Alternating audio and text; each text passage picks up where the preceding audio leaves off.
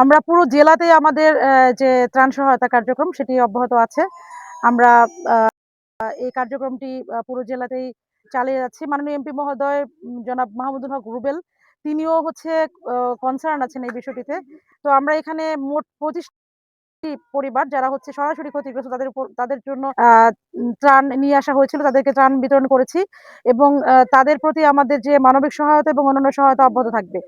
এছাড়া পানি উন্নয়ন বোর্ডের এক্সিএন শেরপুরকে নির্দেশনা দেওয়া হয়েছে যেন দ্রুত হচ্ছে এখানে যে নদী ভাঙনটি আছে সেটি যেন মেরামতের ব্যবস্থা গ্রহণ করা হয়।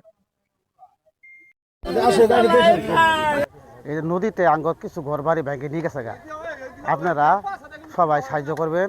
আমরা চলাফেরা করা কোনো যেতে পারি না, আর আঙ্গর এক জায়গায় নেওয়ার মতো কোনো সামর্থ্য নাই। একটা বাড়ি ভেঙে যে আমরা আরেক জায়গায় নিয়ে যাবো, এই নেওয়ার মতো আমার কোনো সামর্থ্য নাই। আমরা খেত খামার কাজ করি বেড়াই, আর আমার বাড়ি ঘর ভেঙে কই যাবো। আর আঙ্গর দুই থানা মিলিয়ে এমপি উবের সাহেব যদি গেলে আঙ্গর সাহায্য করে তাহলে আমরা চলতে পারবো, না হলে যাওয়ার মতো কোনো কায়দা নাই।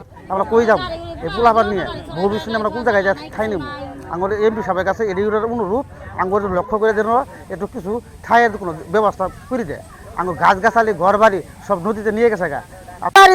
একটা মনে করে একটা যদি ভিখারি যদি বিক্রি করে খাইতে পারে, তার ঘরে কোনো মাল বাচ্চা থাকতে পারে না। আর আমরা কত বেড়াবেড়ি দুঃখ বছর জাহাজ থাকি তুই কত কিছু করছিলাম, আর বেড়াবেড়ি বেড়া বয়েরা সবকিছু খালে নিয়ে গেছে গা। আপনি যদি আঙ্গর রক্ষা না করেন, আঙ্গর বেড়াবে কোনো রক্ষাই পাবো না কোনো কাছে।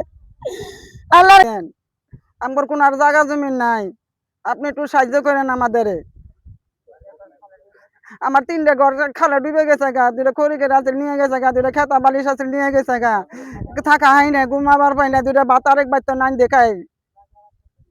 এই মা শীতলীরা কত বলছি যে 2টা হাত দিয়ে কই তোকে ধর্মের বাপ মা পাচ্ছি, তারা কোনোদিন আঙ্গুরে নষ্ট করিস না, সন্তান নষ্ট করিস না, আমার ঘর বাড়ি নষ্ট করিস না। এই মাটি বুকে কাটছি, পিঠিতে কাটছি, ঘাড়ে কাটছি, এই মাটি এখন বুঝতে পারলাম না বাপুলা পয়সা কি খাই কি না খাই।